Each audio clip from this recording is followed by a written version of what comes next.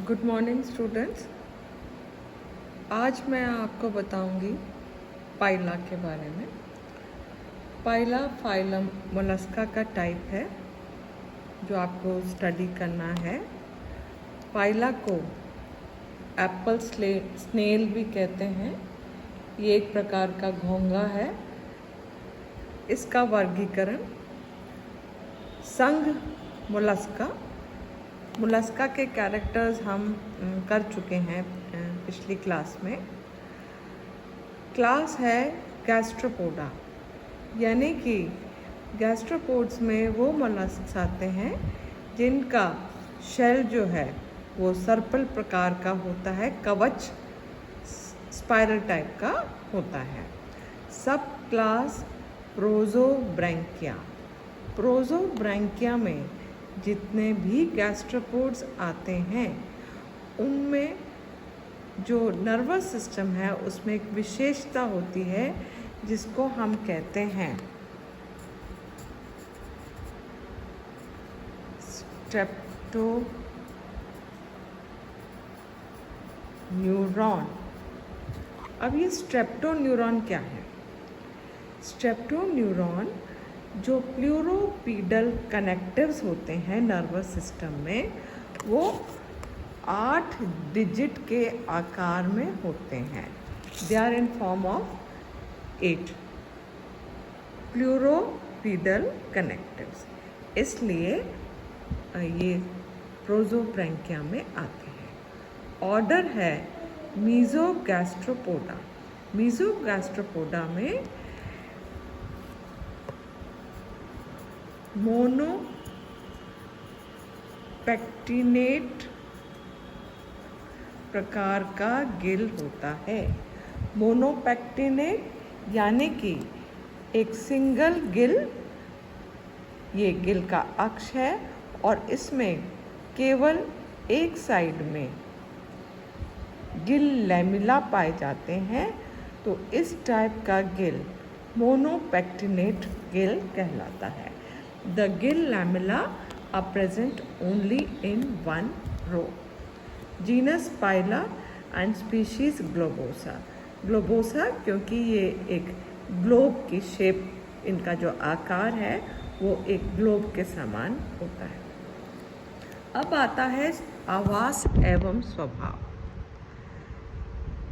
Fresh water animal है, यानी कि स्वच्छ जलीय तालाब, झील इत्यादि में पाया जाता है, और वो झील तालाब इत्यादि जिसमें रसीले पादप युक्त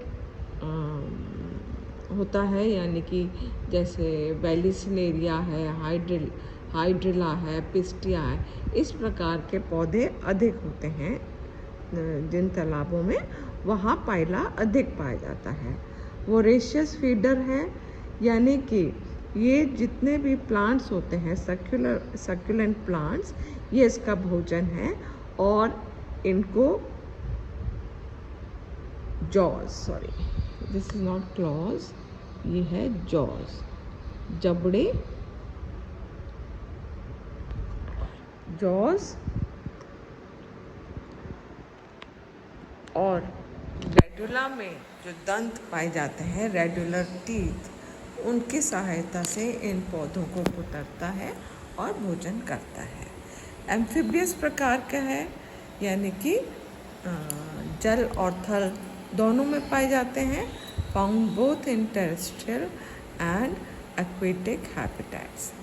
एक मस्कुलर फुट होता है जिसकी सहायता से रेंगता हुआ, ये किसी भी आधार पर रेंगता हुआ नज़र आता है। इसके अलावा एक विशेष क्रिया टॉर्शन पाइला में मिलती है, यानी कि परिवर्धन या डेवलपमेंट के टाइम टॉर्शन या ऐंठन की क्रिया होती है, जिसके द्वारा जो भ्रूण है वो 180 डिग्री से घूम जाता है या मुड़ जाता है। पाइला के में एक कवच या शेल पाया जाता है, और जब भी कोई इसको खतरे का आभास होता है तो ये पूरा का पूरा शेल के भीतर चला जाता है। On sensing danger the Pila it retreats into the shell, और शेल का जो माउथ है, जो मुख है, उसे एक ढक्कन समान संरचना जिसको कि ऑपर्क्युलम कहते हैं, उसके द्वारा शेल बंद हो जाता है। इसके अलावा जब जल का अभाव होता है, यानी कि तालाब इत्यादि सूख जाते हैं, गर्मियों में टेम्परेचर बहुत अधिक हो जाता है, तब भी इस प्रकार से ये शेल के अंदर बंद हो जाता है और काफ़ी लंबे समय तक समर स्लीप या एस्टिवेशन में रह सकता है, एक निष्क्रिय अवस्था, इनएक्टिव स्टेज में रह सकता है। अब आती है इसकी एक्सटर्नल मॉर्फोलॉजी, यानी कि बाह्य संरचना। बाह्य संरचना को हम दो पार्ट्स में पढ़ेंगे। सबसे बाहरी कवच या शेल, और उसके भीतर बॉडी या देह जो है, हेड सिर, फुट यानी कि पाद, विसरल मास यानी कि अंतरांग पुंज, और मेंटल में विभाजित है, मेंटल जिसको कि प्रवार कहा जाता है। सबसे पहले शेल, ये है शेल का डायग्राम। शेल जैसे कि आपको बताया, गैस्ट्रोपोडा में शेल सर्पिल प्रकार का होता है इन form of A spiral. 6.5 whorls यानी कि 6.5 वृत्त पाए जाते हैं शेल में। शेल कोनी स्पाइरल टाइप का है। कोनी स्पाइरल यानी कि कोनिकल शेप का भी है, शंकुकाकार भी है और स्पाइरल भी है।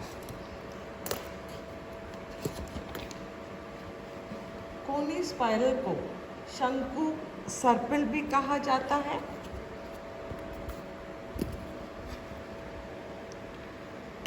यूनिलोक्युलर है, यानी कि एक कोष्ठकीय है। भीतर इसमें एक सिंगल चेम्बर होता है, सिंगल कैविटी है। अम्बिलिकेटेड है। अम्बिलिकेटेड से मतलब कि ये जो शेल है, इसके जो व्रत हैं, ये एक सिंगल अक्ष के चारों ओर होते हैं। ये अक्ष भीतर है जिसको कि कॉल्यूमला कहा जाता है। ये शीर्ष से लेकर और या माउथ यानी कि मुख, शेल के मुख तक पाई जाती है। भीतर की ओर ये कॉल्यूमला बाहर की ओर एक छोटे से छिद्र द्वारा खुलती है जिसको कि अम्बिलिकस कहते हैं, इसलिए अम्बिलिकेटेड कहा जाता है। Next is dextral.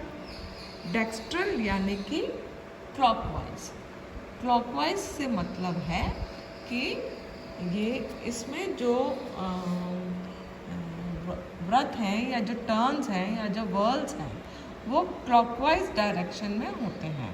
Clockwise direction का मतलब है कि ये जैसे घड़ी की सुइयाँ घूमती हैं, उसी दिशा में जो है ये टर्न्स या इसके घुमाव जो हैं कॉल्यूमला के चारों ओर, अक्ष के चारों ओर होते हैं। ये है डायग्राम शेल का।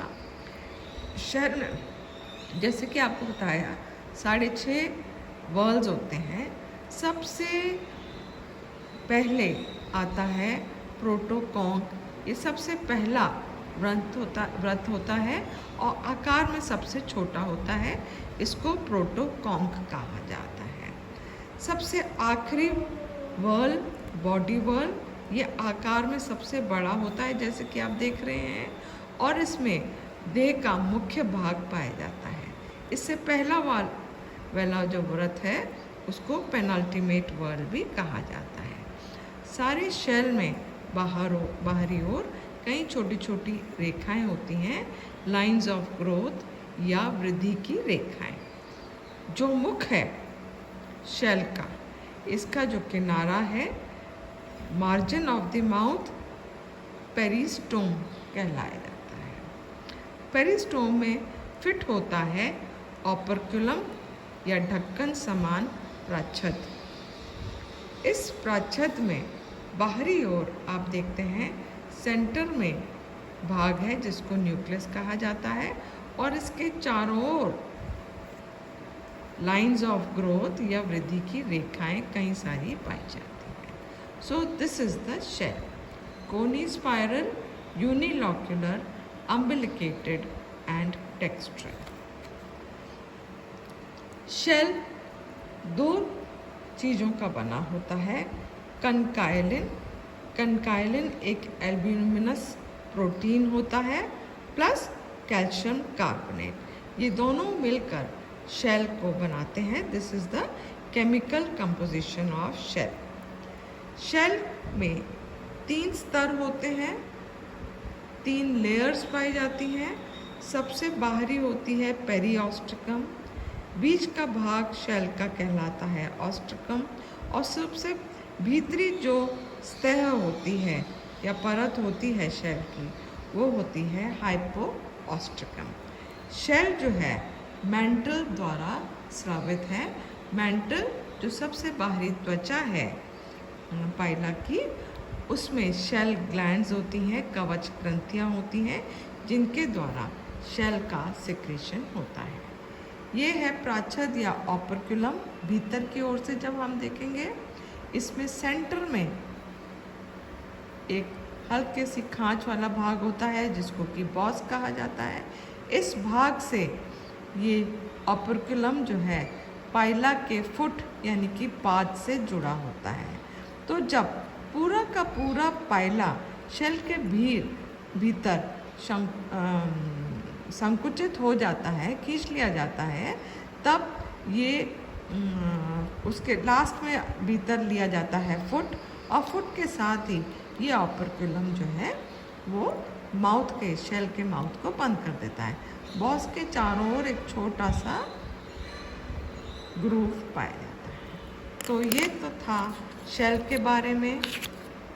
और जब हम शेल को हटा देते हैं, तब भीतर इस प्रकार का पाइला नज़र आता है। जैसे कि आपको बताया था कि भीतर जो बॉडी है पाइला की, उसको हम 3 भागों में बांटते हैं, हेड, विसरल मास और मेंटल। तो जैसे कि आप देख रहे हैं कि एक हेड पाया जाता है।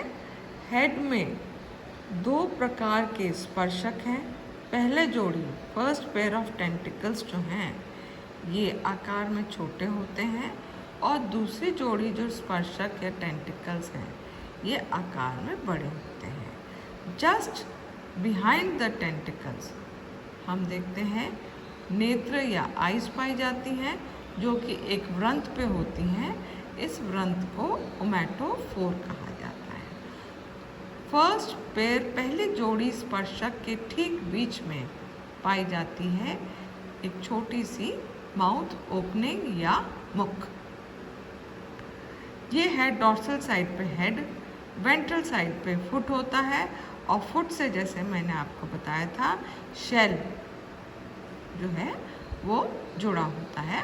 तो जैसे ही हेड और फुट शेल के भीतर खींच ले जाते हैं, ये जो शेल नहीं है, ये है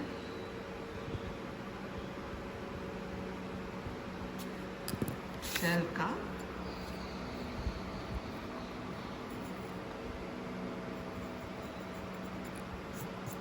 ऑपरक्युलम।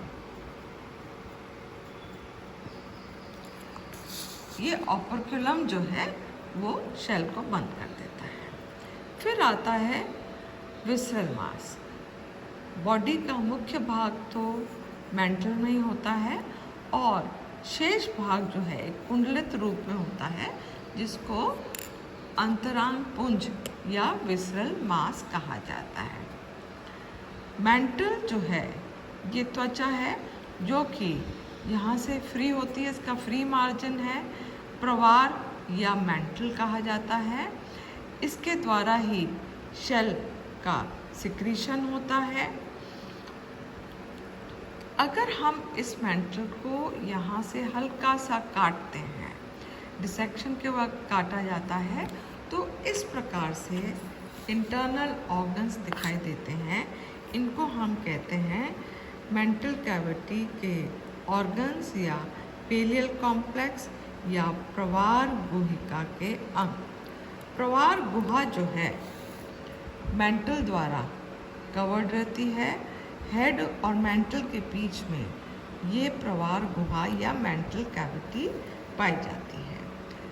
मेंटल कैविटी या पेलियल कैविटी या प्रवार गुहा दो भागों में विभाजित है। बीच में एक पार्टीशन पाया जाता है जिसे एपिटीनिया कहा जाता है। ये एपिटीनिया प्रवार गुहा को दो भागों में डिवाइड करती है। लेफ्ट साइड का आकार में बड़ा पल्मोनरी चेम्बर और राइट साइड का आकार में थोड़ा छोटा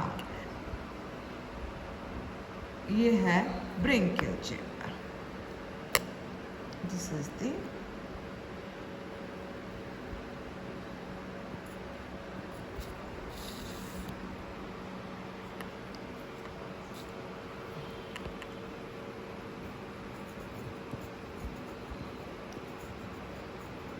ब्रेंकियल